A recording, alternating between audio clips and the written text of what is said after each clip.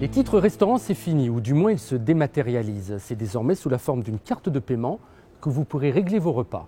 Alors pour en savoir plus, j'ai rendez-vous avec la directrice générale déléguée du groupe Chèque Déjeuner. Catherine Coupet, bonjour. Bonjour. Alors à quand remonte la création, l'existence des titres restaurants et ça concerne combien de personnes en France actuellement? Alors, la création remonte à l'année 1964 et donc nous fêtons les 50 ans du titre restaurant cette année.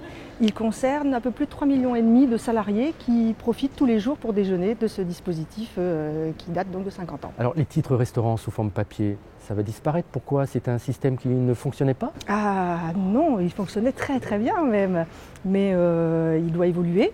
Il sera amené à se transformer petit à petit du papier à la carte et ça se fera assez lentement, mais non, ça fonctionnait très très bien. Alors concrètement, qu'est-ce que ça va changer pour les salariés, pour les utilisateurs? Alors l'utilisateur, il aura la possibilité d'utiliser la carte comme le papier dans un réseau de commerçants qui est autorisé, ça c'est très important.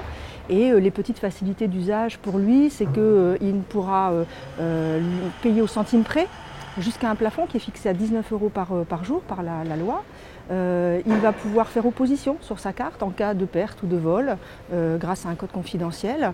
Et puis on y associera un certain nombre de bons plans, de promotions, d'offres un peu privilégiées dans le réseau des restaurateurs dont il pourra profiter. Alors comment va se dérouler la transition? Quand vont arriver les cartes de paiement et on aura à peu près combien de temps pour écouler les anciens titres de paiement? Les nouvelles cartes arrivent au mois de mai.